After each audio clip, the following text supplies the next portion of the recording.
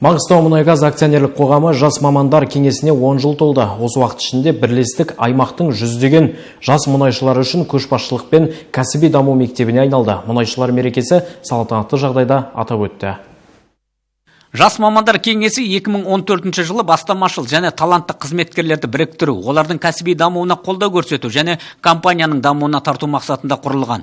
Бүгінде кеңес құрамында 500-ден астам белсенді жауапкершілікті мамандар бар. Олар үшін тек мансаптық жетістіктер ғана емес, қоршаған ортаға қамқорлық та маңызды. Жас мамандар кеңесінің 10 жылдығы экологиялық акция бір адамға 5 ағаш эко-челленджімен басталды.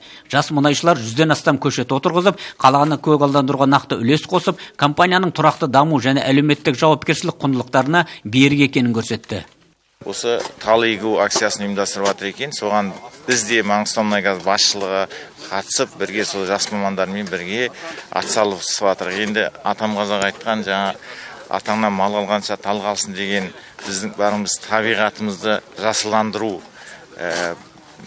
аясында осындай шараға қатысып отырмыз. Енді бәріміз білеміз, Маңғыстаумұнайгаз жастары өте белсенді. Бүгін осы шараға олар өзі барлығы белсенді түрде қатысуда. Ондай шара көбейе берсін дейміз. Маңғыстау өңірі жасыл желекке бөлене берсін.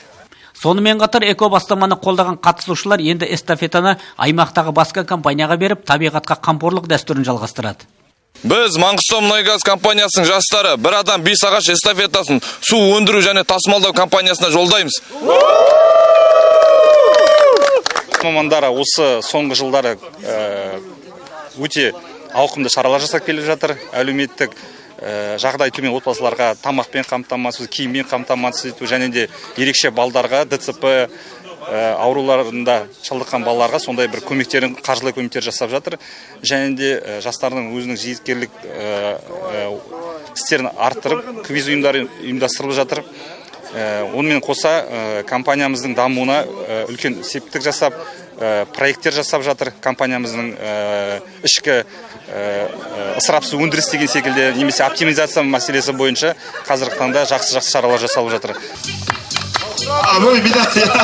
Екі медаль әдемі сразу. Мерекелік іс-шара тимбилдингпен жалғасты. Жас мамандар командалық тапсырмалар сериясына қатысты.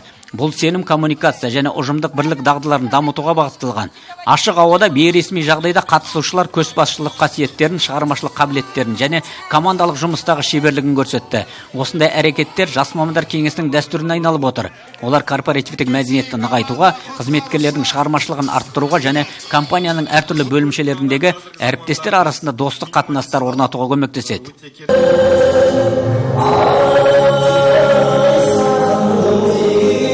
Мерекенің салтанатты бөлімі ең белсенді кеңес мүшелерін марапаттау рәсімімен жалғасты. Жетімемнегаз бойынша төраға болып кеттім.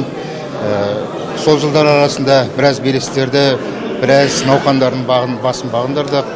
Үлкен жастардың басын қосып, үлкен достар табуға, үлкен шараларды ұйымдастыруға және сол шаралардың басқасында болуға атсалыстым.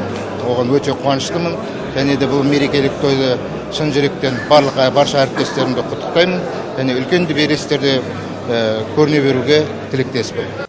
Жастар қозғалысының дамуына қосқан үлесі мен қоғамдық белсенділігі үшін олар құрмет грамоталарымен және естелік сыйлықтармен марапатталды. Виктория Менжанова, Саламат Кайыпов, Нәдіржан Спандияр, Бақытжан Сатылханұлы, Дидар.